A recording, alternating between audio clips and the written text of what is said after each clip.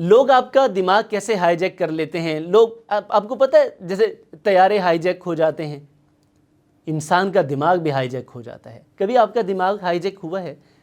روزانہ کئی مرتبہ ہمارا دماغ ہائی جیک ہوتا ہے، میرا بھی، آپ کا بھی، اور ان کا کم ہوتا ہے جو سمجھ لیتے ہیں. تو آپ آج یہ سمجھ لیجئے کہ آپ کا دماغ ہائی جیک کیسے ہوتا ہے. دیکھیں، ہمارا دماغ ہائی جیک ہونے سے بچ سکتا ہے.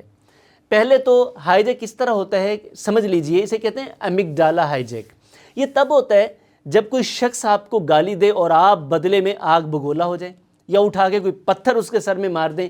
تو اس کا مطلب یہ ہوا کہ آپ نے جیسا وہ شخص چاہتا تھا، اس نے گالی اس لیے دی تھی کہ آپ پریشان ہوں، اور آپ پریشان ہو گئے. اس نے تو اپنا مقصد پورا کر لیا.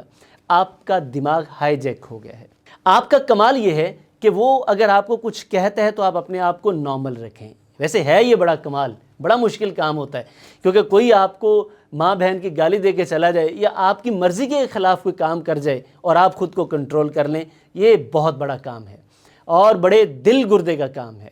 اگر آپ یہ کرنا سیکھ لیتے ہیں تو زندگی کے 95% مسائل آپ کی زندگی سے ویسے ہی نکل جاتے ہیں. کیونکہ لوگ ہمیں پریشان کرتے ہیں اور ہم پریشان ہو جاتے ہیں. جب ہم پریشان ہو جاتے ہیں تو پھر الٹیمیٹلی ہم تو لوگوں کے مقاصد پورے کر رہے ہیں. شیکسپیئر نے ایک بڑی خوبصورت بات اس پہ کہی تھی کہ that robbed that smile steals something from the thief. وہ جو لٹ گیا اور لٹ کے بھی مسکرایا، اس نے سمجھ لے لٹیروں کو لوٹ لیا. تو آپ کو کوئی جو رلانا چاہتا ہے، پریشان کرنا چاہتا ہے، آپ مسکرا کے دکھائیں. یقین کریے، smile is the best revenge. اب آپ اپنے دماغ کو کیسے بچا سکتے ہیں؟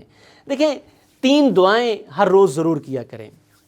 یہ ہر اس شخص کو بلکہ ہر شخص کو کرنی چاہیے، لیکن جو زیادہ پریشان ہے اسے ضرور کرنی چاہیے. نمبر 1 کہ اللہ مجھے جو میں کر سکتا ہوں، جو میرے اختیار میں ہے، مجھے کرنے کی توفیق دے دے، اور پھر اس پہ ڈٹ جائیں، وہ کریں. اور دوسرا، جو میں نہیں کر سکتا، جو میرے اختیار میں نہیں ہے، مجھے اس پہ صبر کی توفیق دے. آپ موت کو نہیں روک سکتے، آپ پیدا ہونے کو نہیں روک سکتے، آپ یہ وہ چیزیں ہیں، بارش نہیں روک سکتے، دن کو صبح پہلے نہیں لا سکتے، رات کو پہلے نہیں لا سکتے، یہ اپنی ترتیب میں آئیں گی. چاند سورج کو نہیں روک سکتے، یہ آپ کے اختیار میں نہیں ہے. تو اس پہ آپ صبر کرتے ہیں، قبول کرتے ہیں، اسے قبولیت کہتے ہیں. اور تیسری دعا بڑی امپورٹنٹ ہے کہ آپ کو ان دونوں میں فرق کرنے کی توفیق دے دے.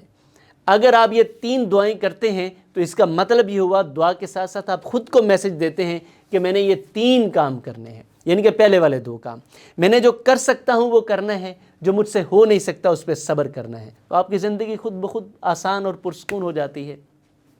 عمل کیجئے اور اپنی زندگی کو پرسکون بنائیے. انشاءاللہ آپ کی زندگی سے پریشانیاں ختم ہو جائیں گی.